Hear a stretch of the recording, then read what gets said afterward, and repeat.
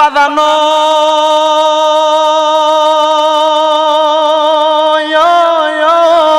আমার দেওরা এলাকার ভাই বাবারা বন্ধুরা পর্দার অন্তরালের মা বোনেরা গো গভীর মনোযোগ নিয়ে বসবেন। আমার আল্লাহ পাক রব্বুল আলামিন আমার মদিনার কামলিওয়ালা দয়াল নবী রাহমাতুল লিল আলামিন নবীর মাধ্যমে জানায়া দেয় জগতের বান্দার দলেরা রে, যখন দুনিয়ার জমিনে আল্লাহর কোন বান্দা আমি আল্লাহরে আল্লাহ বলে সাক্ষী করে, ওই দুনিয়ার জমিনে থাইকা আল্লাহ বলে সাক্ষী দেওয়ার কারণে আমার নবী বলে ওই বান্দার সাক্ষী হওয়ার সাথে সাথে আমার আল্লাহর লামকানের মধ্যে একটা জ্বরের মতো শুরু হয়ে যায়। ইয়া রাসূলুল্লাহ, ইয়া হাবিবাল্লাহ নবী গো, আপনি দয়াল নবীর কাছে জানতে চাই কেন লামকানের মধ্যে জ্বরের সৃষ্টি হয়? আমার আল্লাহ বলে বান্দা দুনিয়াতে আমি আল্লাহরে আল্লাহ বলে ডাকে আর আমি আল্লাহর লামকানটা কাঁপতে থাকে, কারণ আমার বান্দারা যখন অন্তর থেকে কলব থেকে আমি আল্লাহরে আল্লাহ বলে সাক্ষী দেয়, আমার লামকান আমার বান্দার ডাকের ধাক্কা সহ্য করতে পারে না। ইয়া রাসূলুল্লাহ নবী গো, ও দয়াল নবী মায়ার নবী, তাহলে বুঝতে পারলাম আপনার আল্লাহ পাক রব্বুল আলামিনের বান্দা যারা, ওই বান্দারা আল্লাহ বলে ডাকলে এই বান্দার আওয়াজটা আমার আল্লাহর লামকান সহ্য করতে পারে না। আমার আল্লাহরে আল্লাহর কোন বান্দা যদি আল্লাহ বলে ডাকে তাহলে আমার আল্লাহকে বান্দাদেরকে দুনিয়াতে কোনো কিছু উপহার প্রদান করে না। আমার নবী রাহমাতুল লিল আলামিন নবী কয়, এক নাম্বার আমার আল্লাহ বান্দার জীবনের গুনাহগুলা মাফ করে দেয়, দুই নাম্বার আমার আল্লাহ পাক রব্বুল আলামিনের বান্দা যখন আমার আল্লাহরে আল্লাহ বলে ডাক দেয় আমার আল্লাহ বান্দার রিজিকের ব্যবস্থা করে দেয়, দুই নাম্বার ওই বান্দার হায়াত বাড়ায়া দেয়, তিন নাম্বার ওই বান্দার মুসিবত দূর করে দেয়, চার নাম্বার ওই বান্দার বালা মুসিবত দূর করে দেয়, পাঁচ নাম্বার আমার আল্লাহ তার রোগের শেফা দান করে, মানে অসুস্থ থাকলে শেফা দান করে। ইয়া রাসূলুল্লাহ, তাহলে আল্লাহ বলে ডাকলে পাঁচটা লাভ হয়। আমার নবী কয় এই লাভগুলা দুনিয়াতে হয়, ইন্তেকালের পরে আরো পাঁচটা লাভ হয়। জোরে কোন সুবহানাল্লাহ। ওরে তুমি তো মালিকুল কাদির, আরে বানাও কত বাদশারে ফকির, এসবে তোমার কুদরতে রহপার, বলেন এসবে তোমার কুদরতে রহপার। আল্লাহ পরওয়ার গুনাহ খাতা মাফ করো আমার, বলেন গুনাহ খাতা মার আল্লাহ পরওয়ার গুনাহ খাতা মাফ করো আমার। ওরে তুমি তো মালিকুল কাদির, আরে বানাও কত বাদশারে ফকির, এসবে তোমার কুদরতে রহপার, বলেন এসবে তোমার কুদরতে রহদান। আল্লাহ পরওয়ার গুনাহ খাতা মাফ করো আমার, বলেন গুনাহ খাতা মার আল্লাহ পরওয়ার গুনাহ খাতা মাফ করো আমার। না চাই না কইরাছি গুনাহ মাফ কইরা দাও সাইরা বানা, তুমি সারা কে আছে আমার, বলেন আল্লাহ সারা গুনাহ কেউ মাফ করতে পারেনি রে বাবা, আরো জোরে পারেনি রে বাবা। এই জন্য একটু মোহাব্বতের আওয়াজে কোন, আর জীবনে কইরাছি গুনাহ মাফ কইরা দাও সাইরা বানা, তুমি সারা কে আছে আমার, বলেন তুমি সারা কে আছে আমার।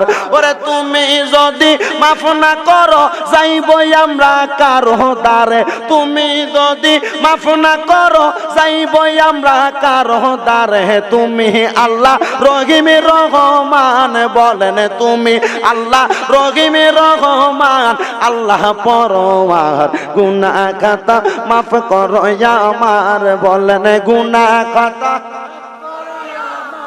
আল্লাহ পরওয়ার গুনাহ খাতা মাফ করো আমার। তোমার যত বান্দায় আছে নারী বলো পুরুষ বলো সবই আল্লাহ বান্দা যে তোমার, আল্লাহ সবই আল্লাহ বান্দা যে তোমার। ওরে নারী বলো পুরুষ বলো সবাই তোমার তারি পথে, তারি বলো পুরুষ বলো সবাই যাবে তারি পথে। আল্লাহ নবী সারা নাই নাই উপায় বলো আল্লাহ নবী সারা নাই উপায় আল্লাহ পরওয়ার গুনাহ খাতা মাফ করো আমার বলেন গুনাহ খাতা আল্লাহ পরওয়ার গুনাহ খাতা বন্ধুরে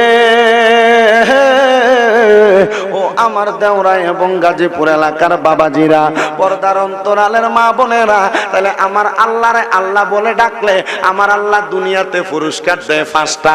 এক নাম্বার আমার আল্লাহ পাক বান্দার গুনাহ মাফ করে, দুই নাম্বার হায়াত বাড়াইয়া দেয়, তিন নাম্বার রিজিকের ব্যবস্থা কইরা দেয়, চার নাম্বার বিপদ থেকে উদ্ধার করে, পাঁচ নাম্বার রোগবালা মুসিবত থাকলে মাফ কইরা দেয়।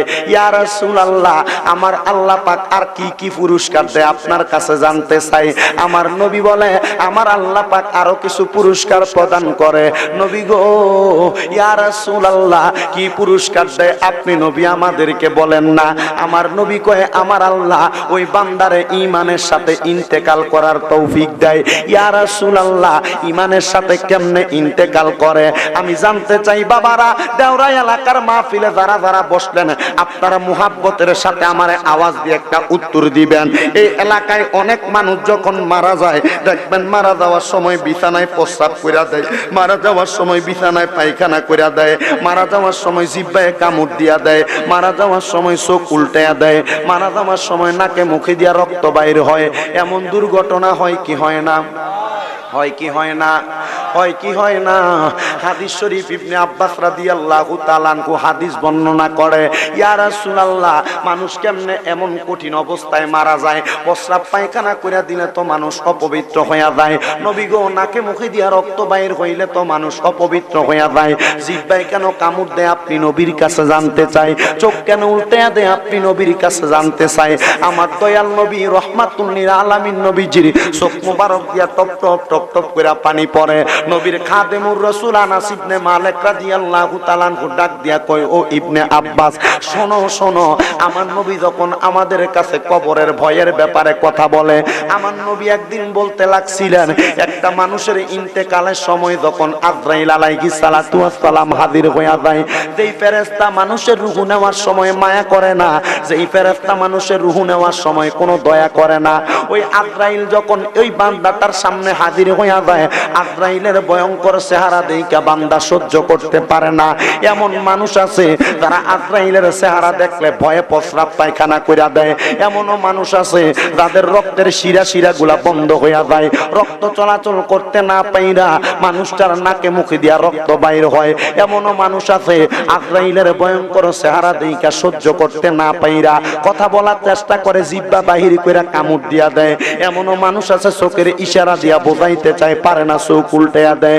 নবী গো তাইলে বুঝতে পারলাম আজরাইলের ভয়ঙ্কর চেহারা দেখলে মানুষের জিহ্বায় কামড় দেয়, চোখ উল্টায়া দেয়, রক্ত বাইর হইয়া যায়, ভয়ে প্রস্রাব পায়খানা কইরা দেয়। ইয়া রাসূলুল্লাহ ইয়া হাবিবাল্লাহ অনেক মানুষ তো এমন কোনো অবস্থা হয় না। আমার নবী কয় যাদের এমন অবস্থা হয় না মনে করবা তারা ইমানদার হইয়া ইন্তেকাল করেছে।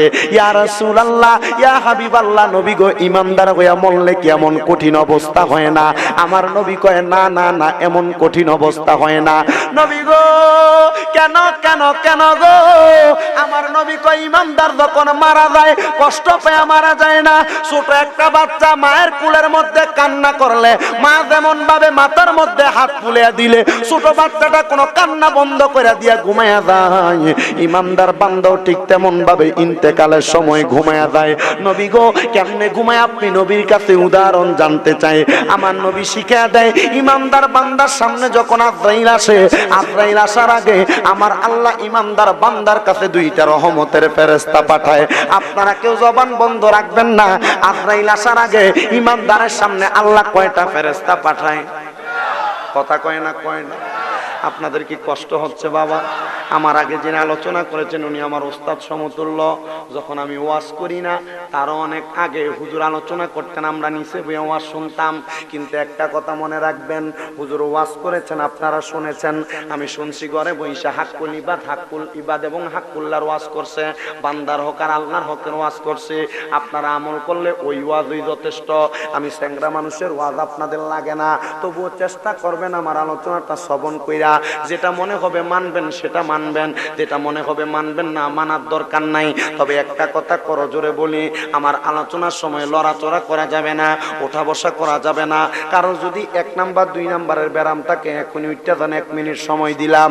তবে আলোচনা শুরু হয়ে গেলে উঠবেন তো ডাক দিয়ে বসে এলামও।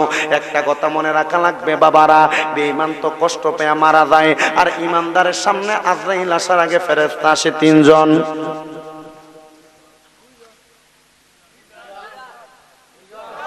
মনোযোগ থাকা লাগবে। কয়জন বাবা? ইমানদারের সামনে আজরাইল আসার আগে ফেরেশতা আসে কয়জন? আমার নবীজি রাহমাতুল লিল আলামিন নবী কই উম্মত রে, ও আমি নবীর উম্মতের দল, রহমতের ফেরেশতা 2 জন তোমার কাছে এমনি এমনি আসে না। ওই রহমতের 2 জন ফেরেশতা যখন তোমার সামনে আসে, একজন ফেরেশতার হাতের মধ্যে জান্নাতি মেশক আম্বরের আতর থাকে, আর একজন ফেরেশতার হাতের মধ্যে জান্নাতি তুফা মানে আপেল থাকে, আবার কেউ কেউ বলে জান্নাতি তামার খেজুর থাকে। ওই ফেরেশতাগুলো তোমার সামনে চলে আসবে, তুমি শোয়া অবস্থায় থাকবে। ওই একটা ফেরেশতা এসে তোমার নাকের আগার মধ্যে বসবে, আরেকটা ফেরেশতা এসে তোমার মাথার কাছে বসবে। যেই ফেরেশতাটা নাকের আগার মধ্যে বসবে, ওই ফেরেশতাটা নাকের আগার কাছে বৈশা বৈশা থাকবে। আরেকজন ফেরেশতা ইমানদার বান্দাটার মাথাটার মধ্যে সীতাটা কাইটা দিবে। ঠিক যেমন ভাবে একটা মানুষ অসুস্থ হওয়ার পর তার মাথায় সীতা কাইটা দেওয়া হয়, ছোট বাচ্চা ঘুমানোর সময় দেখবেন মা মাথার মধ্যে হাতটা বুলিয়ে দেয়। আমার নবী কই ইমানদার বান্দাটার কাছে আইসা ফেরেশতাটা ঠিক তেমন ভাবে মাথাটার মধ্যে সীতা কেটে দিবে। ইমানদার বান্দাটা আরাম পায়া যাইব, ডাইনে তাকাবে না বামে তাকাবে না, ইমানদার ঘুমায়া যাবে। এবার আমার আল্লাহ পাক রব্বুল আলামিনের ফেরেশতা আজরাইল ডাক দিয়া বলবে, আল্লাহ ইমানদার বান্দার রূহটাকে আমি কবজ করব। আল্লাহ বলবে সাবধান। বলে কেন কেন? বলে যাও না, রূহটা কবজ করবা যেন ইমানদার কষ্ট না পায়। এবার আজরাইল আসবে আপনার আমার রূহটা কবজ করার জন্য। যদি আপনি ইমানদার হন, আপনি ইমানদার হন, ফেরেশতা তো 2 জন আগেই আল্লাহ পাঠিয়ে দিয়েছে। এবার আজরাইল যখন ইমানদারের সামনে আসবে, বুকটার মধ্যে হাত দিবে ইমানদারের রূহটা নেওয়ার জন্য। হাতটা দিতে দেরি, ইমানদার বান্দার বুকটার জবান আমার আল্লাহ খুলে দিবে। এই বুকটা ডাক দেয়া বলবে, রে আজরাইল, ও আজরাইল, কোন বুকের মধ্যে হাত দিলা? কোন রূহটা নেওয়ার জন্য হাত দিলা? কারণ এই রূহটা তো তুমি বুক দিয়া বাহির করতে পারবা না। কারণ ইমানদারের বুকের মধ্যে কোরআনের মোহাব্বত, হাদিসের মোহাব্বত, আল্লাহ রাসূলের মোহাব্বত আছে। ইমানদারের রূহ এই বুক দিয়ে আমি বাহির করতে দিব না। আজরাইল আমার আল্লাহর কাছে জিজ্ঞাসিত করবে, আল্লাহ বুক দিয়া তো রূহ বাহির করা যায় না, কিভাবে বাহির করব? আমার আল্লাহ বলবে, আজরাইল তোমার খুশি। আজরাইল হাতটা দিবে ইমানদার বান্দার কপালের মধ্যে, কপালের জবান খুলে যাবে। ওই সময় কপাল কথা বলবে, ডাক দিয়া বলবে, এই আজরাইল, কপালের মধ্য দিয়া তুমি কেমনে রূহ বাহির করবা? কারণ এই কপাল সদা সর্বদা সুবহানা রাব্বিয়াল আলা বলে আমার আল্লাহর সেজদা দিছে। আমি কপাল দিয়া রূহ বাহির করতে দিব না, রূহ বাহির করতে দিব না। ইবনে আব্বাস রাদিয়াল্লাহু তাআলা আনহু বলেন, নবীজির জবান মোবারকের মধ্যে হাদিসে কুদসির বয়ান এমন সুন্দর করে করেন, আমি তাকে দেখলাম নবীজির চোখ মোবারক গুলা বাবা top top top top top top করে পানি মোবারক পড়ছে। আমার নবী ডাক দিয়া কই, উম্মত শুনে নাও, ও আমি নবীর উম্মতেরা শুনে নাও। এবার আজরাইল যখন বুকে হাত দিবে রূহ নিতে পারবে না, মুখে হাত দিবে, কপালে হাত দিবে, রূহ নিতে পারবে না। আমার আল্লাহর কাছে আজরাইল ফরিয়াদ জানাইবো, আল্লাহ ইমানদার বান্দার রূহটা তো কবজ করা যায় না, কেমনে ইমানদারের রূহটা আমি কবজ করতাম? আমার আল্লাহ বলবে, আজরাইল অল্প কিছুক্ষণ ধৈর্য ধারণ করো, কারণ ইমানদার ঘুমিয়ে আছে। ইমানদার বান্দার রূহ নিবা, তুমি ইমানদার টের পাবে না, এটা তো হতে পারে না। এবার আজরাইল বলবে, আল্লাহ কি করব? আমার আল্লাহ কয়, কারণ আমার রাসূল দুনিয়াতে বলে গেছেন, দুনিয়াতে কেউ যদি পাক্কা ইমানদার হয়, ইন্তেকালের আগে তার জবান দ্বারা কালিমা বাহির হবে, এটাই ফয়সালা। যদি কেউ ইমানদার হয়, মরার আগে তার মুখ দিয়ে কালিমা বের হবে, এটাই আল্লাহ এবং রাসূলের ফয়সালা। তাহলে মরার সময় কালিমা নসিব হবে কার? কথার উত্তর দিতে হবে, কার? আমার বাবাজিরা, আমার বন্ধুরা, গভীর মনোযোগ দিয়ে আবার শুনবেন। আজরাইল ডাক দিয়া কয়, আল্লাহ গো, আল্লাহ ইমান ইমানদারের রূহটা কবজ করা যায় না। আপনি বলেন কেমনে কবজ করব? আমার আল্লাহ ডাক দিয়া কয় আজরাইল ফেরেশতা শুনো শুনো শুনো শুনো, এমনি ইমানদার বান্দার রূহটা কবজ করা যাবে না। ইমানদার বান্দা কিছুক্ষণ পরে কালিমা পড়বে, কালিমা পড়ার সময় তার জবান দিয়ে একটা বাতাস বের হবে, ওই বাতাসের মাধ্যমে ইমানদারের রূহটা কবজ করবা।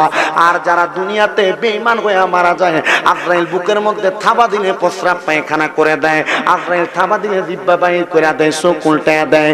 এবার আমার নবী রাহমাতুল লিল আলামিন নবী কয় আজরাইলের সাথে আমার আল্লাহর কথোপকথন হাদিসে কুদসির মাধ্যমে আমি নবীরে জানিয়ে দেয়, ইয়া রাসূলুল্লাহ শুনেন শুনেন, আপনি নবীর উম্মতেরা যদি ইমানদার হয় তাহলে ইমানদার বান্দাটা দুনিয়ার জমিনের মধ্যে ইন্তেকালের আগে কালিমা পড়বে, আর আল্লাহ শিখিয়ে দেয় আজরাইল ইমানদার বান্দার রূহটা কবজ করবা, কিছুক্ষণ পরে একটা বাতাস বের হবে তখন। এবার আজরাইল অপেক্ষা করে, ফেরেশতা জানিয়ে আসছিল কয়জন? দুইজন ফেরেশতা আগমন করতেছিল। ওই দুইজন ফেরেশতার একজন বসছে নাকের আগাটার মধ্যে, আর একজন বসছে মাথার কাছে। একজনের হাতে ছিল মেশক আম্বরের আতর, আর একজনের হাতের মধ্যে ছিল জান্নাতি খেজুর অথবা তুফা আপেল।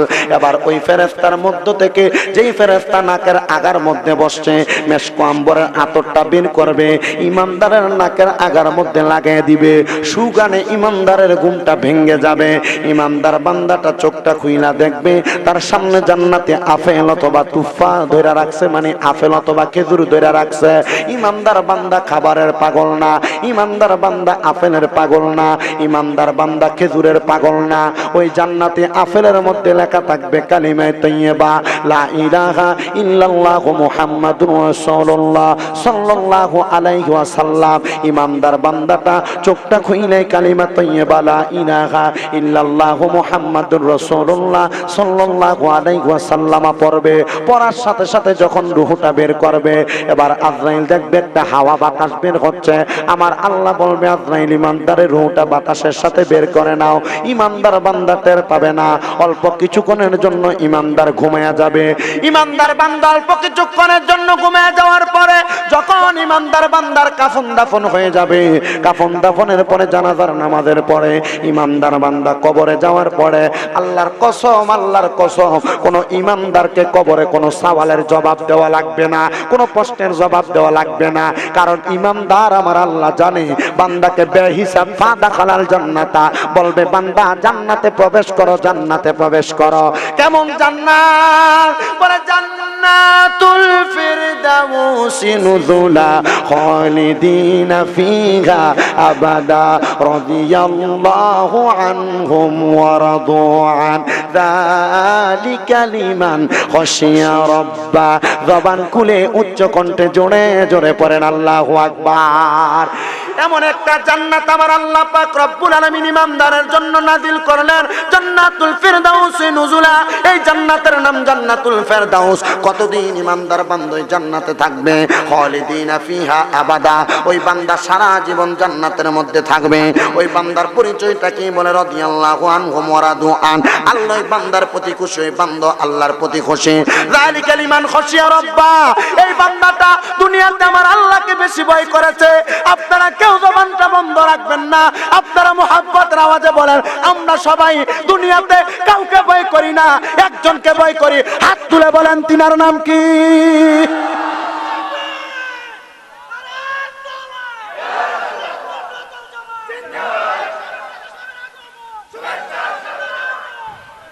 ওরে কখনো তোমাকে যদি ভুলি, হেদায়াতের আলো দিয়ে নিও কাছে তুলি। বলেন কখনো তোমাকে যদি হেদায়াতের আলো দিয়ে নিও কাছে তুলি, দয়া করো মায়া করো দয়া করো মায়া করো ওগো দয়াময় তুমি রহমান তুমি মেহেরবান তুমি রহমান তুমি মেহেরবান অন্ধ গাহে না শুধু তোমারই গুণগান ভুলেও ভুলে না তব শান তুমি রহমান তুমি মেহেরবান জনম জনম যদি গাগে তোমার মহিমা গাওয়া শেষ হবে নাহি জনম জনম যদি গাগে তোমার মহিমা গাওয়া শেষ হবে নাহি দয়া করে ঠাই দিও দয়া করে ঠাই দিও ওগো দয়াময় তুমি রহমান তুমি মেহেরবান দুইটা হাতকে মুনাজাতের মতো করে দেন আর আমার আল্লাহকে দেখায় একটাবার মোহাব্বতের সাথে ডাকবেন আর পড়েন তুমি রহমান তুমি মেহেরবান একটা জবানকে বন্ধ রাখবেন না জবানটা ছেড়ে দিয়ে জোরে জোরে পড়েন তুমি তুমি মেহেরবান বলেন তুমি রহমান তুমি মেহেরবান অন্ধ গাহে না শুধু তোমারই গুণগান ভুলেও ভুলে না তব শান তুমি রহমান তুমি মেহেরবান একটা জবানও বন্ধ রাখবেন না আরেকটা বার আমার সাথে সাক্ষী দেন আমরা দুনিয়াতে সবচাইতে ভয় করি একজনকে তিনি কে ইয়া আইয়ুহাল্লাযীনা আমানু তাকুল্লাহা ওয়াল তানজুর নাফসুম মা কদ্দামাত লিগাদিন ওয়াত্তাকুল্লাহা ইন্নাল্লাহা খাবীরুম বিমা তা'মালুন আল্লাহকে সবচাইতে বেশি ভয় করি আমরা এই জন্য জগতের বান্দার দলেরা দুনিয়াতে যেখানে থাকেন যেভাবে থাকেন সদা সর্বদা আমার আল্লাহ পাক রব্বুল আলামিনের প্রশংসা করবেন আমার আল্লাহ স্মরণ করবেন এবার আমার আল্লাহ পাক রব্বুল আলামিনের পেয়ারা হাবিব মদিনার কামলিওয়ালা দয়াল নবী রাহমাতুল লিল আলামিন নবী আমার ডাক দিয়ে কই উম্মতেরা আমার আল্লাহকে স্মরণ করা যায় দুইটা মাধ্যমে একটা জবানকে বন্ধ রাখবেন না জবানটা ছেড়ে দিয়ে বলেন আল্লাহকে স্মরণ করা হয় কয়টা মাধ্যমে মনে রাখবেন আবারও বলে দিয়ে যায় পর্দার অন্তরালের মা বোনেরা আজকে আপনাদের জন্য আমি একটু ওয়াজ করে দিয়া যাবো এখানে আপনারা যারা আছেন আপনাদের ওয়াজটা কাজে লাগবে আরেকবার আমাকে উত্তর দেন আল্লাহকে স্মরণ করা হয় কয়টা মাধ্যমে মা বোনেরা মনে মনে সাক্ষী দিতে দুইটা মাধ্যমে আম্মুজিরা আমি আপনাদের মতো একটা মায়ের সন্তান আপনাদের কদমে হাত রেখে বলি হে বাবাজিরা আমি এই মুরব্বীদের নাতির মতো আপনারা যারা যুবক আছেন আপনাদের মতো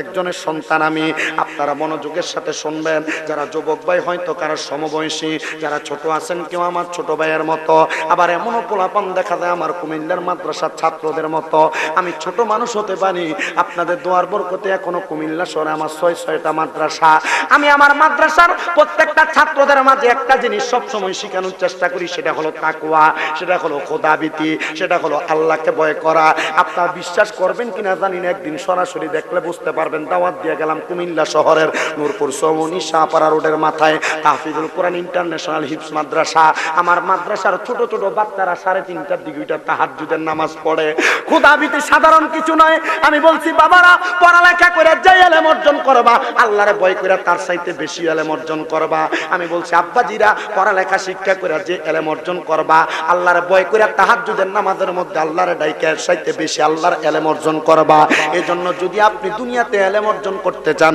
আপনি আমার আল্লাহকে ভয় করা লাগবে।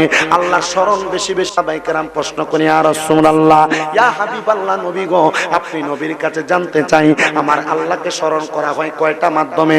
আমার নবী ডাক দিয়া কই, ওয়াজকুরুল্লাহ সালাসুন, আমার আল্লাহ পাক রব্বুল আলামিনকে স্মরণ করা হয় দুইটা মাধ্যমে। ইয়া রাসূলুল্লাহ, কিভাবে? নবী আমার ডাক দিয়া কই, এক নাম্বার, আল্লাহ পাক আমি নবীর প্রতি একটা কিতাব নাযিল করেছেন, ওই কিতাবের নাম হলো কোরআনুল কারীম। ওই কোরআনুল কারীমের কিতাবের তেলাওয়াতের মাধ্যমে আমার আল্লাহকে সবচেয়ে বেশি স্মরণ করা হয়। আর দুই নাম্বার, দুনিয়ার জমিনে আল্লাহকে আল্লাহ বলে ডাকলে আমার আল্লাহ 3000, কারোর মতে আমার আল্লাহ পাকের 5000 নাম, ওই আল্লাহ পাকের নামের মাধ্যমে আল্লাহকে স্মরণ করা হয়।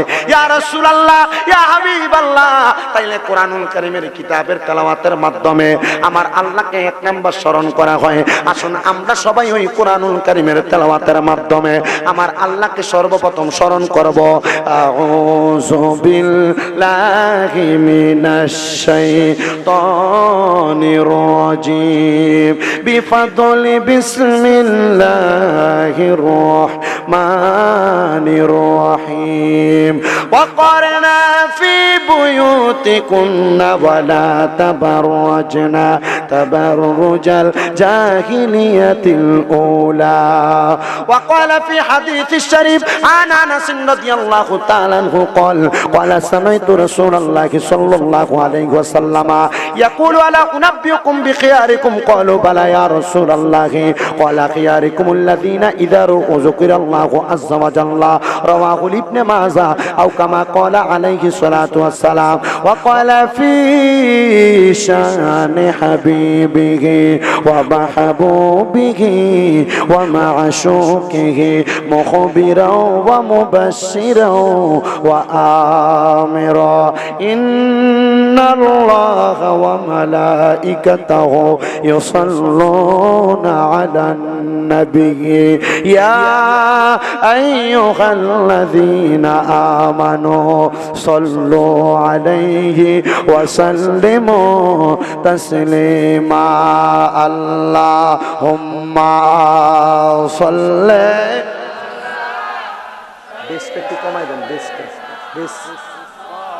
مولانا محمد وعلى آل سيدنا.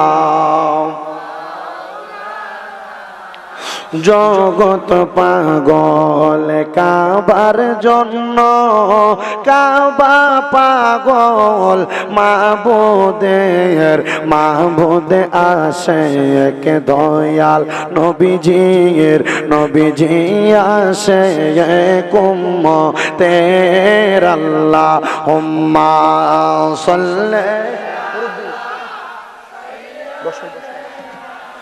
মাওলানা মুহাম্মদ ওয়ালা আলি সাইয়্যিদিনা।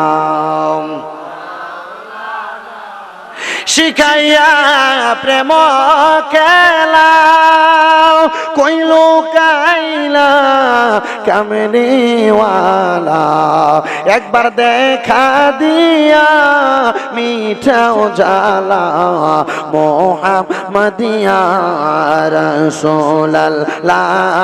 আল্লাহুম্মা সাল্লি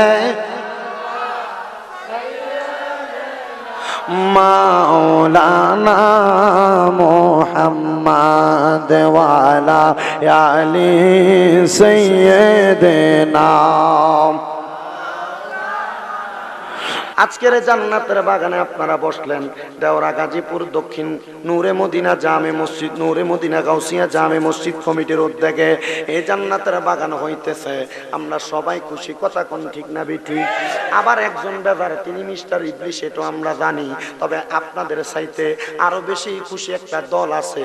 আপনারা কেউ জবান বন্ধ রাখবেন না, আপনারা কেউ যদি জানেন একটা বার বলবেন আপনাদের চাইতে খুশি যে দলটা, এই দলটার নাম কবরবাসী মাশাআল্লাহ কে কবরবাসী সবচাইতে খুশি। বন্ধুরে কবরবাসী কেন খুশি জানেননি? কারণ এই জান্নাতের বাগান করার কারণে আমার আল্লাহ কবরবাসীদের রূহগুলারে উন্মুক্ত করে দেয়। দুনিয়ার কোনো এলাকার মধ্যে, কোনো গ্রামের মধ্যে, কোনো মাকামের মধ্যে যদি কোনো কোরআন এবং হাদিসের বাগান করা হয়, আমার আল্লাহ ওই এলাকার কবরবাসীগুলার রূহগুলারে উন্মুক্ত করে দেয়। আর রূহগুলারে পাঠাইয়া দিয়া বলা হয় তোমার আওলাদ থেকে দোয়া নিয়ে আসো। এবার রূহগুলাই মাহফিলের ডাইনে এবং বামে ঘোরাফেরা করে এবং মাহফিল থেকে ফিরা যায়। কেন রূহ দেখে কবরে আযাব আসে, আর কোন রূহ দেখে কবরে কোনো আযাব নাই, জান্নাত হয়ে গেছে। যাদের কবরে আযাব, ওই রূহগুলো আমার আল্লাহরে জিজ্ঞেস করে, আল্লাহ গো আমার কবরের মধ্যে কেন আযাব? বলে তোমার কবরে আযাব হলো একটা কারণে, দুনিয়াতে তুমি একটা নেক সন্তান রাইখা আসো নাই, নেক একটা আওলাদ রাইখা আসো নাই, যে আওলাদ তোমার জন্য দোয়া করবে। ওই আওলাদ তোমার জন্য দোয়া করে নাই, বাড়িতে ঘুমাইছে, বেআইন এবং জিয়ে জামাই নিয়ে ঘরের মধ্যে বালা খাইছে। ওই আওলাদ তোমার এখনো ঘরে পইরা আছে, তোমার জন্য দোয়া করে নাই, এই জন্য তোমার কবরে আযাব হইতাছে। আবার তার সাথে একজন কবরে যায় দেখবে তার কবরে বড় আযাব মুক্ত অত্যন্ত সুন্দর একটা জান্নাতের মাকাম দেওয়া, জান্নাতের একটা সুন্দর স্থানটা দেওয়া। এবার আল্লাহর কাছে জিজ্ঞাসা করবে, আল্লাহ আমার কবরে কেন এমন অবস্থা? আমার আল্লাহ বলবে, বান্দারে দুনিয়াতে একটা নেক সন্তান রাখছো যে কোরআন পড়তে পারে, দুনিয়াতে একটা নেক সন্তান রাখছো যে তোমার জন্য দোয়া করতে পারে। বলে কেমনে দোয়া করব?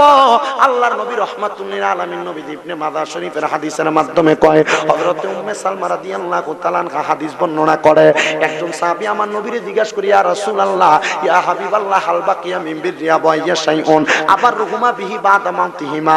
নবী গো আমরার মা বাবা মারা যাওয়ার পরে আমরার কোনো দায়িত্ব আসেনি? এলাকার মানুষ মনে করে মা বাবা বাচ্চা থাকলে মা বাবার খেদমত করলে মনে হয় দায়িত্ব, আম্মা আব্বা জীবিত থাকা অবস্থায় ফাও টিপা দিলে দায়িত্ব, আম্মা আব্বা বুড়া হয়ে গেলে গোসল করে দিলে মনে হয় দায়িত্ব, প্রস্রাব পায়খানা করলে পরিষ্কার করলে মনে হয় দায়িত্ব, অসুস্থ হয়ে গেলে ফল খাওয়াইলে মনে হয় দায়িত্ব। না রে না, ও দেওরার বাবারা, ও দেওরার মা বোনেরা মনোযোগ দিয়ে শোনো। সাহাবী যখন কই, ইয়া রাসূলুল্লাহ আপনার কাছে জানতে চাই, হাল বাকিয়া মিন বিররি আবওয়াইয়া শাইউন আবার রুহুমা বিহি বাদা মাউতিহিমা, আমরার মা বাবা মারা যাওয়ার পরে কোনো দায়িত্ব আসেনি? আমার নবী কয়, কলা নাম দায়িত্ব আছে। ইয়া রাসূলুল্লাহ কি? আমার নবী কয় দায়িত্ব হলো 5টা। নবী কয় 1 নাম্বার দায়িত্ব কি? আমার নবী কয় আসসালাতু আলাইহিমা, আম্মা আব্বা মারা যাওয়ার পরে 1 নাম্বার দায়িত্ব তার লাগে দোয়া করা। আরে বন্ধুরে বন্ধুরে বন্ধুরে, আমরা মা বাবা মারা যাওয়ার পরে কিন্তু আমরা মা বাবার লাগে দোয়া করি, জানাজার নামাজ পড়া দোয়া করি, আবার মানি দেওয়ার পরে দোয়া করি। আমার নবী কয় 2 নাম্বার ওয়াল ইস্তিগফারুলাহুমা, আম্মা আব্বার জন্য ক্ষমা প্রার্থনা করা। 7 দিনের মধ্যে কোরআন খতম করে মা বাবার লাগে কিন্তু ক্ষমা প্রার্থনা করে, 40 দিনের সময় কিন্তু দোয়া পড়ে আম্মা আব্বার লাগে ক্ষমা প্রার্থনা করে। তাহলে 2 নাম্বার ওয়াল ইস্তিগফারুলাহুমা, আম্মা আব্বার লাগে ক্ষমা প্রার্থনা করা। ওয়া ইনফাদু আহাদিহিমা, আম্মা আব্বার ওয়াদা থাকলে পূরণ করো। মানে মা বাপ ওসিয়ত করছে, পুত্রে পুত আমার সম্পদ আছে, আমি হজ কইরাম, হজ করতে পারে না, মারা গেছে, আম্মা আব্বার জমি জামা আগে ভাগ না কইরা আগে আম্মা আব্বার জমি বেচা আম্মা আব্বার নামে একটা বদলি হজ করাইবা। আম্মা আব্বার কোনো ঋণ আছে, জমি বেচা আগে ঋণ দিবা। এখন ঋণ দিব দূরের কথা, মা বাপ মরা 7 দিন জানার আগে জমি ভাগ কইরা কথা কন না কেন? মারি দেওয়ার আগে ভাগ করে।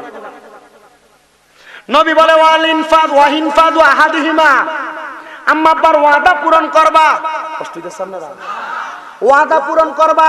আম্মা আব্বা যদি কোনো ঋণ থাকে, জমি জামা বাইদের মাঝে ভাগ করার আগে এ জমির অংশ বিচ্ছা আম্মা আব্বার ঋণ পরিশোধ করবা, আম্মা আব্বার পাওনা দেওনা পরিশোধ করবা, আম্মা আব্বার সুন্দর কোনো কাজে ব্যয় থাকলে ব্যয়টা করবা। এরপরে বাইয়ে বাইয়ে বইনে বইনে জমি ভাগ কইরা নিবা। আমার নবী কয় এটা হলো 3 নাম্বার। এবার আমার নবী কয় ওয়াসিলাতির রাহমিল্লাতি লা তুসালু ইল্লা বিহিমা, মা মরিয়া যাওয়ার পরে অনেক ফুলাফান আছে, অনেক মেয়েরা আছে খালার লগে যোগাযোগ রাখে না, মামুরার লগে যোগাযোগ রাখে না, নানার বাড়ির লগে যোগাযোগ রাখে না। আমার নবী কয় ওয়াসিলাতির রাহমিল্লাতি লা তুসালু ইল্লা বিহিমা, আম্মা আব্বা মারা যাওয়ার পরে আম্মা আব্বার আত্মীয় স্বজনের লগে সম্পর্ক ঠিক রাখবা।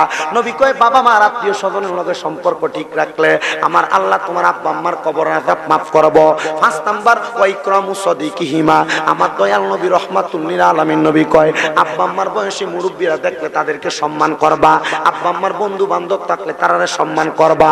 আমার দেওরার বাবারা রে, এলাকার পোলাপান আব্বা আম্মার বয়সী মুরব্বিরা সম্মান করব দূরের কথা, মুরব্বিরা দেখলে সিগারেটটা টান দিয়া দোয়া দিয়ে আব্বার বয়সী মুরব্বির দিকে কইরা মারে।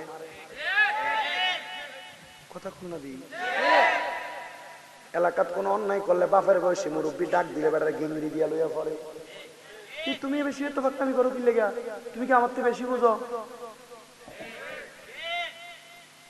নবী কয় এটা হইল আম্মা আব্বার বয়সী মনে করুন আমার বাবার মতো আমার বাবা ইন্তেকাল করলে আমি ওনাকে সম্মান করলে আমার আল্লাহ ওনার সম্মানের কারণে আমার আব্বা আম্মার কবর আযাব মাফ করে দিবে এটা হলো হাদিস শরীফের কথা ও বন্ধুরে এবার যখন আপনি এই পাঁচটা দায়িত্বের এক নাম্বার মা বাবার লেগে দোয়া করার কথা কয় কবরবাসী কবরে যায় যখন দেখে কবরে কোনো আযাব নাই আল্লাহর কাছে ডাক দিয়া কয় আল্লাহ আমার কবরের আযাবটা কেমনে মাফ হইছে আমার আল্লাহ কয় বান্দা তোমার সন্তান তোমার লেগে দোয়া করছে আওলাদেরা দোয়া করছে আজকের আখিরি মুনাজাত হবে আপনারা প্যান্ডেল পুরা মানুষ এখানে যারা আছেন পর্দার আড়ালে মা বোন যারা আছে তারা সবাই তো দোয়া করব আম্মা আব্বার লাগা বংশের কবর আযাব মাফের লাগা এবার আমার আল্লাহ যখন বলবো আপনারা দোয়া করছেন এবার তারা একটা ঘুরে দোয়া করব অল ইস্তিগফারুল্লাহুমা আল্লাহ তারা আমরা লাগা ক্ষমা চাইছে আমরা তাদের পক্ষ থেকে আপনার কাছে ক্ষমা চাই আল্লাহ আপনি তারারও মাফ কইরা দেন আপনি মনে করছেন কবরবাসীর লেগে দোয়া করলে শুধু কবরবাসীর লাভ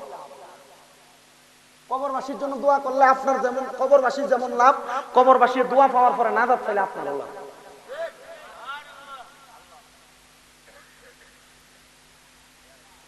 না এবার আমরা শিখিয়ে দিব দেখবেন বড় বড় হুজুর আইব ঘোমটা মৌলবীরা আইব এলাকার ভিতরে আইয়া আপনারা বসে কবর জিয়ারত কিত্তা করবা কবরের দিকে ফিরে কিত্তা হাত তুলবা কি লেগে দোয়া ফরাইতা 7 দিন না করতা 40 করবে এটি জায়েজ নাই আল্লাহর নবী কয় এর লেগে দোয়া করলে তোমার লেগে কবর থেকে বাড়তি দোয়া আইব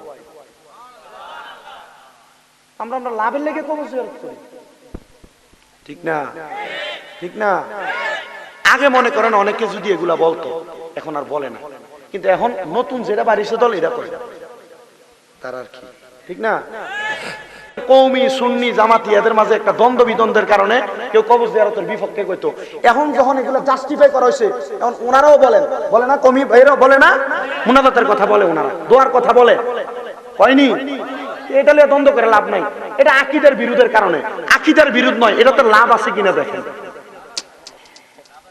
ঠিক আছে নি আমি আমি আমি আমি নিজে যেটা মনে করি আর কি এই আকীদা লইয়া ফিটা কইরা একবার লস কারণ যারা সুন্নি তারা করব যারা অন্য আকীদার তারা করবে না এটা স্বাভাবিক আমি ঘরে বইয়া অনেকক্ষণ পর্যন্ত কইছি অনেকক্ষণ পর্যন্ত আমার এক ভাইয়া ছিল ওনার সাথে বসে বসে কইছি ফিডি না এটা আকীদার বিষয় কিসের বিষয় বিশ্বাসের বিষয় যার বিশ্বাস যেটারে সাপোর্ট করে আর কি কবরবাসীর জন্য আপনি দোয়া করলে কবরবাসী আপনার জন্য দোয়া করে ঠিক না সুবহানাল্লাহ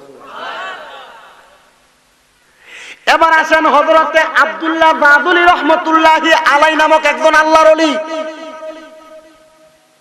উনি ছিলেন ইরাকের বড় মাপের আল্লাহর ওলি ছোট না কেমন উনি ছিলেন একজন আবেদ উনি ছিলেন একজন সালেহ উনি ছিলেন একজন কুতুব হযরতে আব্দুল্লাহ বাদুলী রাহমাতুল্লাহ আলাইহি ইরাকের রাজধানী থেকে উনি রওনা করছেন ব্যবসা করার জন্য আরবের দিকে যাইতে যাইতে আরবের সামনে যাইয়া একবারে আরব মরুভূমির মধ্যে ঢুকবে এমন টাইমে হযরত আব্দুল্লাহ বাদুলী রাহমাতুল্লাহ আলাইহি ওই জায়গার মধ্যে দাঁড়ায়া হঠাৎ করে চিন্তা করলেন নামাজের ওয়াক্ত হয়ে গেছে আসরের নামাজের ওয়াক্ত দেরি করেও পড়লে চলে কথা কোন লাগে হ্যাঁ অনেকে বুঝে আমরা তো নামাজই পড়ি না আমরা দেরি আর আপনি সহজ কি তাই এটা আমরা বুঝি হ্যাঁ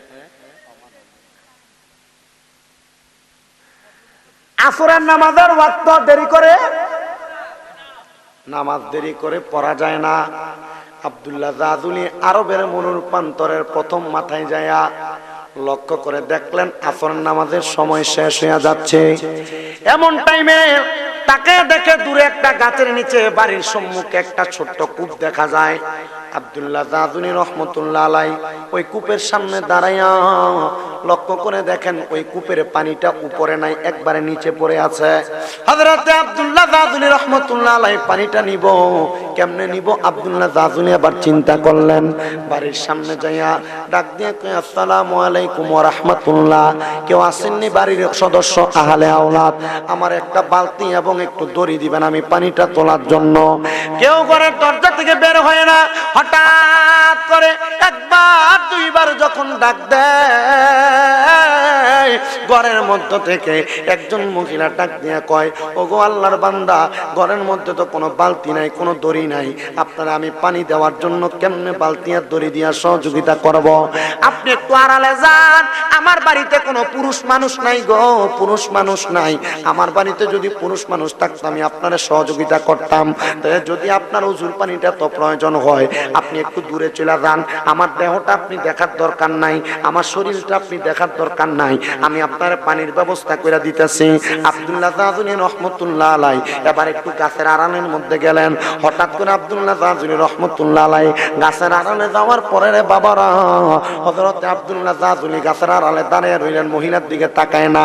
লক্ষ্য করে দেখতেছে আব্দুল্লাহ জাযুলির পায়ের কাছে দিয়ে একটু পানি প্রবাহিত হয়ে যাইতেছে। আব্দুল্লাহ জাযুলি কয়, পানি তুলতে পারবো না, কিন্তু এখন আমার সামনে পর্যন্ত পানি যাইতেছে, আমি বুঝতে পারলাম না ব্যাপারটা কি জানি হয়ে গেল। হযরত আব্দুল্লাহ জাযুলি রাহমাতুল্লাহ আলাইহি এবার মাথাটা ঘুরাইয়া ওই মহিলার দিকে তাকাইলেন। লক্ষ্য করে দেখলেন এই মহিলা কোনো বেশি সুন্দর মহিলা না, কিন্তু এই মহিলাটা শরীরটা ঘুমটা দেওয়া, দেখবো কেমনে, শরীর তো দেখা যায় না। মহিলা পেছন থেকে ডাক দিয়া কয়, আব্দুল্লাহ জাযুলি, আপনাকে বলছিলাম আপনি আমার দিকে তাকাইবেন না, আপনি কেন তাকাইলেন? আব্দুল্লাহ জাযুলি কয়, মা, ও আমার আম্মা জান, আপনার কাছে আমার একটা আবদার। আমি দেখলাম আপনার হাতের মধ্যে কোনো বালতি নাই, আপনার হাতের মধ্যে কোনো দড়ি নাই, আপনি কেমনে তুলছেন গো? এই কূপের পানি এত নিচ থেকে আপনি কেমনে উঠাইলেন? আমি আপনার কাছে জানতে চাই। মহিলাকে আব্দুল্লাহ জাযুলি আগে ওযু করেন, নামাজের ওয়াক্ত শেষ হইয়া যায়, আগে নামাজ পড়েন, পরে প্রশ্নের জবাব লইয়া যাইবেন। জোরে জোরে বলেন আল্লাহু আকবার। ওই মহিলাটা লক্ষ্য করে দেখলেন আব্দুল্লাহ জাযুলি প্রশ্নের জবাব পাওয়ার জন্য বড় আত্মহারা হইয়া রইলেন। এবার মহিলাটা তার ঘরের মধ্যে প্রবেশ করলেন। আব্দুল্লাহ জাযুলি পানি দিয়ে ওযু বানাইলেন। ওযু বানানোর পরে আব্দুল্লাহ জাযুলি নামাজ পড়লেন। আসরের নামাজ পড়ার পরে হযরতে আব্দুল্লাহ জাযুলি রাহমাতুল্লাহ আলাইহি ওই দরজার মধ্যে দাঁড়িয়ে ডাক দিয়ে কয়, মা গো মা, ও মা গো, আপনি কেমনে পানিটা তুললেন দড়ি ছাড়া আর বালতি ছাড়া? আপনি একটা বার আমার কাছে কি উত্তরটা দিতে পারবেননি? কোন ক্ষমতার বলে আপনি পানিটা উঠাইলেন, একটা বার আমার বলেন না। মহিলা ডাক দিয়ে, আব্দুল্লাহ জাযুলি রে, ও আব্দুল্লাহ জাযুলি, আমি কোন দড়ি দিয়া বালতি দিয়া পানি উঠাই নাই, আমি একটা হাকিকতের পাওয়ার দিয়া পানিটা উঠাইছি। বলে কেমন পাওয়ার? আপনি বলেন না গো মা, ওই পাওয়ারটা তো আমি অর্জন করতে চাই। বলে আমি ওই কূপের পানিটার মধ্যে 3 বার থু দিছি। জোরে আরো জোরে, আমি 3 বার থু দিছি। এ আব্দুল্লাহ জাযুলি রে, আমি 3 বার থু দেওয়ার পরে এই পানিগুলা কূপের নিচ থেকে উপরে উঠা গেছে। বুঝতে পারলাম না, থু দেওয়ার কারণে পানিটা উতরে উপরের দিকে উঠলো। এবার পানির প্রকার আগে আপনাকে জানতে হবে রে বাবারা। আমরা যখন আলিম ফার্স্ট ইয়ারে পড়ি, মানে ইন্টারমিডিয়েটের প্রথম বর্ষে আমরা পড়ি, আমরা পানির প্রকার শেখানো হয়েছে। যখন আমরা মাদ্রাসায় ক্লাস 9 10 হাদিসের কিতাব পড়ি, আমরা পানির প্রকার শিখায়। 1 নাম্বার মায়ে মুস্তামেল, 2 নাম্বার মায়ে ইস্তেকবাল, 3 নাম্বার মায়ে দায়েব, 4 নাম্বার হলো মায়ে মায়ে মুস্তাকবাল, মায়ে ইস্তেমাল, মায়ে ইস্তেকবাল, মায়ে দায়েম। এই 4 প্রকার পানির প্রকার এবার আমার শিখানো হইল। এবার আমি দেখলাম ওই পানিটার প্রকার হইল মায়ে ইস্তেমাল, যে পানিটা হলো প্রবাহিত হইয়া চইলা যায়, কিন্তু দেওয়ার কারণে পানি পবিত্র থাকে না। এবার মহিলাটাকে ডাক দিয়া কই, মা, আমি জানতে চাই পানি তো পবিত্র না। মহিলা শিখিয়া দেয়, হুজুর পানি তো প্রবাহিত হইয়া চলে গেছে, যে পানিটা এখন উঠতেছে আপনি সেটা দিয়ে ওযু করছেন, পানি পবিত্র। আব্দুল্লাহ কয়, আমার এত কিছু জানার প্রয়োজন নাই ও মা, থুতু দেওয়ার কারণে পানি উঠে, এই কূপের মধ্যে থুতু দেওয়ার কারণে পানি উঠে। তুমি কোনো পুরুষ মানুষ না, তুমি একজন নারী মানুষ, তোমার কেমনে তো পাওয়ার? ওই মহিলা কয়, আমি একজন পর্দাশীল নারী, আমার দেহটা কোনো দুনিয়ার সাধারণ পুরুষ দেখে নাই, আমার শরীরটা কোনো সাধারণ পুরুষ দেখে নাই, আমি দুনিয়ার কোনো পুরুষের সামনে যাই নাই, গায়রে মাহরামের সামনে যাই নাই। আর আমার আরেকটা আমল আছে, যে আমলের কারণে আমার আল্লাহ পাক রব্বুল আলামিন আমি মহিলারে এই ক্ষমতা প্রদান করছে। ও মা গো মা, আপনার এমন কোন আমল আছে যে আমলের কারণে আপনি মারে আমার আল্লাহ পাক রব্বুল আলামিন এই ক্ষমতা প্রদান করছে? মহিলা কই হুজুর, আমার একটা আমল হইল আমি আমার নবীর উপরে বেশি বেশি দুরূদ শরীফ আদায় করি। দুরূদ শরীফ আদায় করার কারণে আমি যখন এই পানির মধ্যে 3 বার আমি থুতু দেই, এই পানির থুতু দেওয়ার কারণে আমি দেখি উপর নিচ থেকে পানিটা উপরের দিকে উঠতেছে। বলে দুরূদ শরীফ পড়ার কারণে তুমি মা বুঝি এমন একটা ক্ষমতা অর্জন করেছো? বলে হ্যাঁ গো আব্দুল্লাহ জাজনী। বলে ও মা, এই দুরূদ শরীফের এত পাওয়ার, তুমি আমারে আরো কিছু ওসিয়ত করো। বলে আমার কাছে আর কোনো ওসিয়ত নাই, আপনিও বেশি বেশি দুরূদ শরীফ আদায় করেন, করলে দেখবেন আমার আল্লাহ পাক রব্বুল আলামিন আপনাকে আমাকে সহ সারা পৃথিবীর মানুষকে দুরূদ শরীফের বরকতে আরো অনেক রহমত দান করবে। বলেন সুবহানাল্লাহ। পড়ো দুরূদ নবী মুস্তাফাই গো সময় যায়, পড়ো দুরূদ নবী মুস্তাফাই। বলেন পড়ো দুরূদ নবী আই গো সময় যায়, পড়ো দুরূদ। পড়িয়া হযরত বিল্লাল প্রেমেতে হইয়া মাতাল, শৈল কতই মায়ার জ্বালাতন। বলেন পড়িয়া হযরত বিল্লাল প্রেমেতে হইয়া মাতাল, শৈল কতই মায়ার জ্বালাতন। দুরূদ পড়ো মুমিনগণ, ঈমান যেন তাজা হয়, পড়ো দুরূদ নবী মুস্তাফাই গো সময় যায়, পড়ো দুরূদ নবী মুস্তাফাই। বলেন পড়ো দুরূদ। জোরে পড়ো, ঈমান তাজা হবে, জোরে। সময় যায়, পড়ো দুরূদ নবী।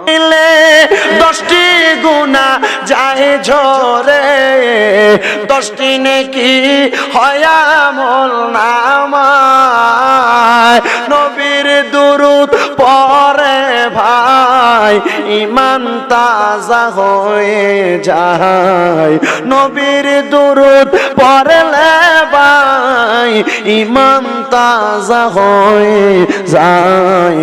তাই তো দুরূদ পড়ো নবীজির উপর গো সময় যায়, পড়ো দুরূদ নবী মুস্তাফাই।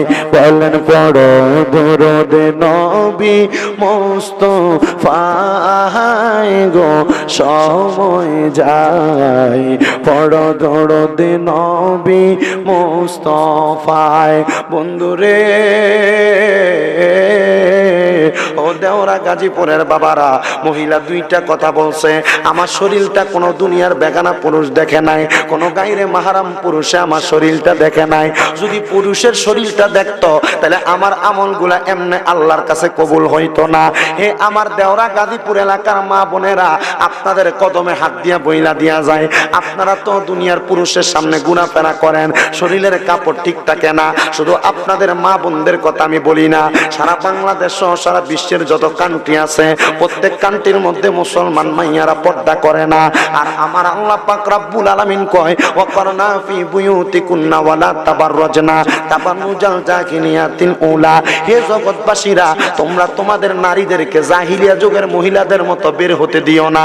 যদি বের হতে দেন, আপনি দেখেন মহিলারা বেপরদাভাবে বের হওয়ার কারণে রাস্তার মধ্যে ছেলে মেয়েরা মায়েদেরকে ইফটিজিং করে। দেখবেন মেয়েরা মহিলারা বের হইলে পুরুষেরা বাঁকা নজরে তাকায়, তাকায়, বদনজরে তাকায়। আবার অনেক মহিলাদেরকে, নারীদেরকে, মেয়েদেরকে দর্শন করা হয়। কথা কন্যা ঠিক না বেটি? আমরা আমাদের বাংলাদেশের প্রধানমন্ত্রীর কাছে বলবো, যারা মুসলমান আছে তাদের উপর আপনি পর্দাটা পালন করা সরকারিভাবে আইন জারি করে দেন। দেখবেন আর কোনো ইফতিজিং হয় না, মুসলমান কোনো মাইয়া দর্শন হয় না। কারণ মেয়েটার অঙ্গভঙ্গির কারণে এই মেয়ের দিকে একটা ছেলে বাজে নজরে তাকায়, একটা পুরুষ মানুষ বাঁকা নজরে তাকায়। মাগো মা, আপনি তো জান্নাতি মহিলা, আপনি তো মা ফাতেমার লগে জান্নাতে থাকবেন, তাহলে কেন আপনি বেপরদা ভাবে ঘুরে বেড়ান? এবার আসেন বাবারা, একটা মহিলার কারণে 4 জন ব্যক্তি জাহান্নামে যাবে। আমাকে আমার মাহফিল কমিটির ভাইরা বলছে, হুজুর আপনি এমন একটা হাদিসের ওয়াজ করছেন, এই ওয়াজটা আমরা এলাকায় কইরা দিয়া যাইবেন। মোটামুটি আমি এক ওয়াজ কোন এলাকার মধ্যে গেলে 2 বার করি না, কিন্তু আজকের মাহফিল কমিটির আবদারে হাদিসটা বলা লাগতেছে। মহিলাদের পর্দার ব্যাপারে একটা সুন্দর কথা বইলা দিয়া যায়। আমার নবী কো একটা মহিলার কারণে 4 প্রকারের পুরুষ মানুষ জাহান্নামে যায়। আপনারা কেউ জবান বন্ধ রাখবেন না।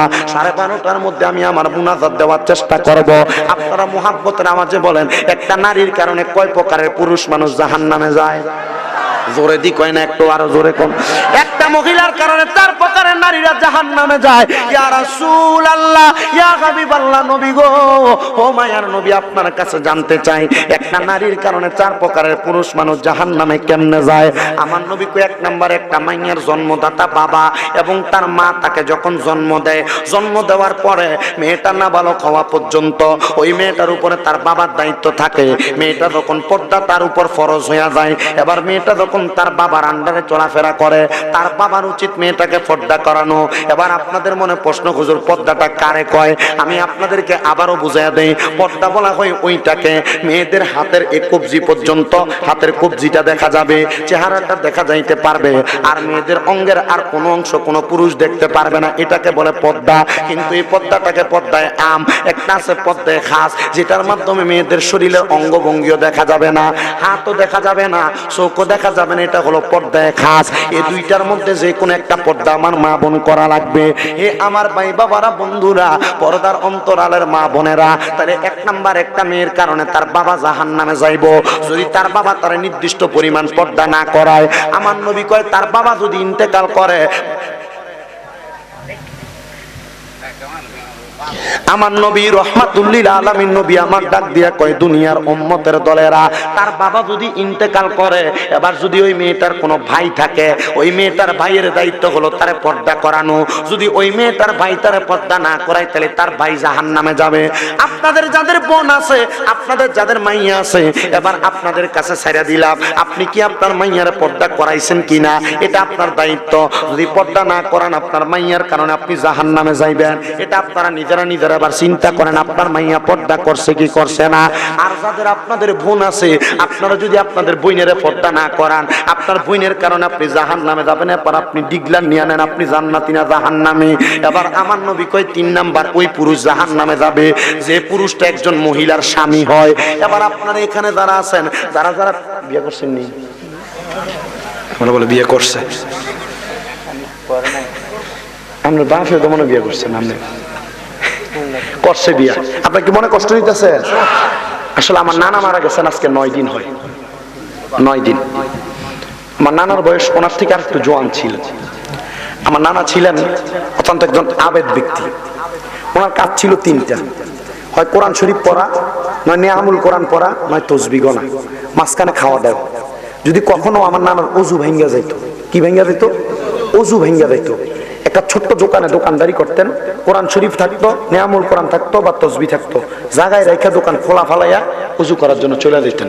একদিন জিগাইলাম, নানা আপনি যেভাবে ফালাইয়া চলে যান, আপনার কি একটু ভয় লাগে না? মানুষ কি দোকানে এটা সেটা চুরি করে না? আগে আগে ফতম নিয়ে যাইতো। যখন দেখছে আমি মূলত উজু করবার লাগিয়া যাই, মানুষের ভিতরে একটা ভয় রেখে গেছে। আর আমি তো এই দোকানটা দুনিয়ার কাউরে পাহারা দিতে দিয়া যাই না, আমি এক আল্লাহর কাছে দিয়া যাই। আল্লাহর মন চাইলে এটা পাহারা দেব, আর মন না চাইলে এটা পাহারা দিত না, লুটতরাজ করে নিব। তাকওয়াটা খেয়াল করছেন তো? আমার নানা মারা গেছেন, এই নানাটা আমার সবচেয়ে বেশি ভালোবাসতেন। আমার মা আমারে কইছে যে যখন তুই আর করতি, আর বুঝেন তো আপনারা, পাও দিয়ে আর হাত দিয়ে যখন হাঁটতি, তখন তোর নানা ডিমের কুসুমডারে মইল্লা হাতের ভিতরে তোর মুখে দিয়া দিত। তোর নানা পোলাউরে, সাদা পোলাউরে এভাবে ডইল্লা তোর মুখে দিয়া দিত। আমার মায়ের কথা। এবার আমার মায়ের পরে আমার নিজে থেকে শোনেন, আমি যখন ক্লাস 1-2 এ পড়তাম, প্রত্যেক বৃহস্পতিবার নানির বাড়িতে যাইতাম, শনিবার সকালে বইলে আবার মাদ্রাসায় যাইতাম। কেন যাইতাম? আমার নানা আমারে নিয়ে সকালে ফজরের নামাজের সময় নামাজ পড়া বাইরে হওয়ার সময় হোটেলে নিয়ে আমারে এই পোলাও খাওয়াইতো, ডিম খাওয়াইতো, পরোটা ভাজি ডিম খাওয়াইতো। এ আমার নানার এই আচরণ। বড় জন হইতেছি, পড়ালেখা করার টাকা পয়সা নাই, আমার নানা আমার মার কাছে সপ্তাহ সপ্তাহ আটা কিনা দিত, ওই আটা খাওয়াইয়া আমার মা আমারে মাদ্রাসায় পাঠাইতো। যখন আরো প্রাপ্তবয়স্ক হয়েছি, আমি মাদ্রাসায় ঠিক মতো যাই কিনা আমার নানা খবর নিত, মাদ্রাসায় ঠিক মতো পড়ালেখা করি কিনা আমার নানা খবর নিত। আবার যখন উপযুক্ত হয়েছি, মাহফিলে আসা যাওয়া করি, মাঝে মাঝে আসলে গাড়ি থেকে সালাম দিলে আমার কত তোর লগে একদিন মাহফিলে নিয়ে যায়। বড় শখ ছিল আমার গাড়ি দিয়া একবার সিলেট শাহজালাল শাহপুরান জিয়ারত করবো। আমি কইছি নানা আপনি তো হজে যাইবেন, 3-4 মাস আগে নানা উমরা হজ করে আসছে, আপনি তো হজে যাইবেন, যাওয়ার থেকে আসার পরে একদিন আপনারা নিয়ে যাবো সিলেটে। আল্লাহ নসিবে রাখে নাই, হজ করে আসার পর আল্লাহর ডাকে কবুল হয়ে গেছে। কেমনে মারা গেছে জানেন? নানা আপনারা যে মুরব্বী, আপনাদের যে একটা সম্মান আছে, মুরব্বীরা বাইসা থাকলে এলাকায় একটা বট গাছের ছায়ার মতো থাকে, এই মুরব্বীরা দোয়া করে, বলে হুজুর মুখ দিয়ে দোয়া করে না, এদের রুহানি দোয়াটা আপনাদের কাছে আসে। কেমনে? আমার নানা ওই দিন যেদিন মারা গেছেন, এশারের নামাজ পইরা উনি ওষুধের পাতা নিয়ে দোকানে গেছে। দোকান থেকে আসতে দোকানে আমার মামারে দোকানে দেখা বাড়ির দিকে গেছেন, সমনি থেকে ঘুরান দিয়ে আইসা বাড়িতে আমার নানিরে ডাক দিয়ে কইছে যে আমার মাথাটাতে একটু হাতটা বুলিয়ে দাও। আমার নানি মাথাটাতে হাত বুলিয়ে দিতেছেন, এমন টাইমে ঘুমায় গেছে। আমি বাড়িতে যা বুকে হাত দিয়ে দেখছি, হাতে হাত দিয়ে দেখছি, মুখে হাত দিয়ে দেখছি। ইসিজি মেশিন না ঘরে পরীক্ষা করছি, কুমিল্লা ময়নামতি হসপিটাল করছি, কুমিল্লা মেডিকেল করছি, নাই। বাড়িতে না যে ঘরে শোয়াইছি, নানার পায়ের কাছে সারা রাত্র বৈশা ছিলাম, সারা রাত্র বৈশা ছিলাম। ফজরের সময় বের হয়েছি নামাজ পড়বার লেগা, কিন্তু আমি সারা রাত্র আমার মারে কাঁদতে দেখছি না। ফজরের নামাজ পড়ে আমার মাদ্রাসা নানির বাড়ির পাশে, মাদ্রাসার পোলা পান্ডে আনমু কোরআন খতম করানোর লেগা। বাড়িতে এসে দেখি আমার মা নানার লাশটার কাছে গুইরে গুইরে কাঁদতাছে। কোরআন তেলাওয়াত হইছে। যখন আমার নানার গোসল দেওয়া হইতেছে, লাশটা আমি দাঁড়িয়ে দাঁড়িয়ে শুধু দেখছি। গোসল দেয়াইছে আমার একজন মুসল্লি ছিল, রমজান ভাই, উনি নিজে, আমি দাঁড়িয়ে দেখছি। দেহটা অসার হয়ে পড়ে আছে। নিজে জানাজার নামাজ পড়াইছি। মরার 3 দিন আগে আমার বলছে, আমি যদি মারা যাই আমার লাশটারে কোনো বেগানা মহিলারে দেখাইস না। আমি যদি মারা যাই, মারা যাওয়ার পরে আমার কবরের ভিতরে কোনো বেনামাজিরে নামাইস না। আমি যদি মারা যাই, আমার মারা যাওয়ার পরে আমার নানা মদিনা শরীফ থেকে মাটি নিয়ে আসছে, আমি মারা যাওয়ার পরে মাটিটা আমার লাশের ভিতরে দিয়া দিস, আমার কাফনে দিয়া দিস। নিজের হাতে কবরে শোয়াইছি, জানাজার নামাজ পড়ে কবরে শোয়াই দিয়ে এখনো পর্যন্ত আসছি, এখনো অন্ধকার কবরে। 7 দিন পরে আমার মা যখন বাড়িতে গেছে, সকালবেলা চট্টগ্রাম থেকে মাহফিল করে এসে জিজ্ঞেছি, কি গো কি অবস্থা? আমার মা কয়, তো নানার লেগে একটু ফলাও রাইন্দা লইছি। এখনো মাথায় ছিল না যে নানা যে মারা গেছে। তো নানার মতো মনে কইরা একটু মোহাব্বতে জিজ্ঞেছি, বিয়ে করছেন? রাগ করার কোনো কিছু নাই।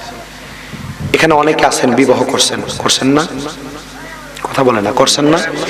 বিয়ে কি খারাপ জিনিস? খারাপ জিনিস? যৌতুক লইলে খারাপ জিনিস নাকি? যৌতুক লইলে খারাপ জিনিস। মায়ের বাপের যদি কয় আমরা ফলার বাড়ি থেকে 80 জন 50 জন 20 জন যাবো, খারাপ জিনিস।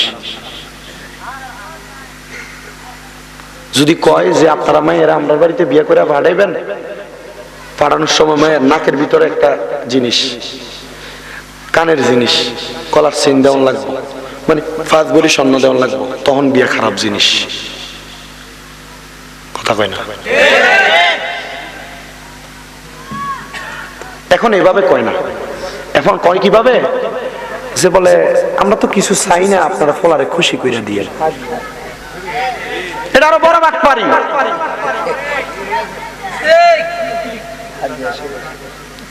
নতুন সিস্টেম, এখন কি আর চাওয়া লাগেনি? আছে না এমন? ফলার একটা মোটরসাইকেল দিলে চলবে, এখন কি আর চাওয়া লাগেনি? ফলার ব্যবসা করার লেগে 5 লাখ দিলে চলবে, এখন কি আর চাওয়া লাগেনি? ফলার একটা লাইন করে দিন। এটা সবচেয়ে বড় সিটারি আর বাটপারি, সবচেয়ে বড় বাটপারি। মায়েরা যে ফাইল আপনার কাছে দেয়, এটাই আপনি ভাগ্যবান। আর এমনি দিলে লাভ হইব কি? আপনি বিয়ে করে আনবেন, আপনার মা কোটা দেয়, তোর বাপে কি দিয়ে ফাটাইছে আমার বাড়ি, করে কি করে না? এ আশা ত্যাগ করেন। যদি যৌতুক ছাড়া যদি বিবাহ করতে পারেন, শ্বশুর বাড়ির কোনো কিছুর আশা ছাইড়া দিয়ে যদি বিয়ে করতে পারেন, আপনার সংসারে শান্তি হবে, আপনার স্ত্রীর গর্বে গাউসে পাকের মতো বড় ওলি হবে। কষ্ট আছে আপনারা? কয় প্রকারের ব্যক্তি জাহান্নামে যাবে? কইছি কয় প্রকারের কথা? 2 প্রকার কইছি, 3 নাম্বার চলতেছিল। 1 নাম্বার আব্বা, 2 নাম্বার ভাই। আমার দয়াল নবী রহমাতাল লিল আলামিন নবী আমার ডাক দিয়া কয়, জগতের পুরুষের দলেরা, তোমরা যারা বিবাহ করেছো, তোমাদের যাদের স্ত্রী আছে, তোমরা স্ত্রীর কারণে জাহান্নামে যাইবা। ইয়া রাসূলুল্লাহ, ইয়া হাবিবাল্লাহ, নবী গো, আপনি নবীর কাছে জানতে চাই স্ত্রীর কারণে কেন জাহান্নামে যাইব? আমার নবী কয়, কোন পুরুষ যখন তার স্ত্রীকে বিবাহ কইরা তার ঘরের মধ্যে আনার পরে ওই স্বামীর দায়িত্ব হইল তার স্ত্রীকে পর্দা করানো। যদি সে তার স্ত্রীকে পর্দা না করায়, আল্লাহর কসম ওই স্ত্রীর কারণে তার স্বামী জাহান্নামে যাবে। নবী গো, ইয়া রাসূলুল্লাহ, পর্দাটা করাইবো কেমনে? কারণ আমার এলাকার ভাইয়ে বিয়ে করে আনার পরে 1 নাম্বার দেবরে বাবিরে কোলে করে ঘরে ঢুকায়।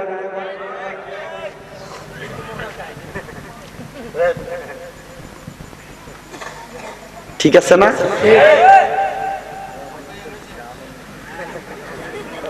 কি কর? পর্দা শেষ। মনে করো আমার তো বাবু ওই মার মতো, বাবি মার মতো কোনো কথা নাই। বাবি বাবি আল্লাহ রাসূল বলেছেন, একজন দেবর হলো তার বাবির জন্য কালসাফের মতো। কালসাফ যেমন ভাবে দংশন করলে মানুষ মারা যায়, একটা দেবর বাবির দিকে তাকাইলে ওই বাবির জন্য জান্নাত হারাম হয়ে যায়। ঠিক ঠিক যে করো, এই ঠিক ঠিক যে করো ভাই, যে তোমার বউয়ের রাখবানি তুমি পর্দা তোমার ভাইয়ের সামনে দিয়ে দিবেন না। গা হলুদের ভিতরে এন্ডিয়া বয় বউয়েরে, গা হলুদের মধ্যে এন্ডিয়া বয় ভাবিয়ে, এন্ডিয়া বয় ভাবি, ক্যামেরা ডিজে ফাটির কনসার্ট লাগাইয়া মোর ভিতরে আলতা শুনে লিপস্টিক লাগাইয়া। ঠিক আছে নি বাবা?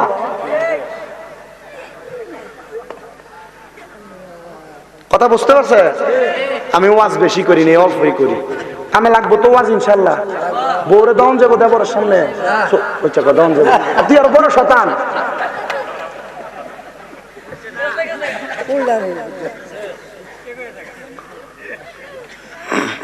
না, বুঝছে না?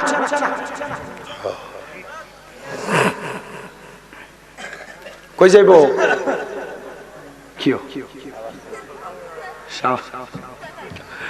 আপনার বউরে আপনি দেন তরকারি কিনার লাগিয়া, আপনার বউরে দেন আপনি মার্কেট করে আনবার লাগিয়া। ও এটা রাস্তা, রাস্তা। হ্যাঁ, এটা তো এরারে গলার আওয়াজ জানলে তো মাইকো আনলাম আপনার।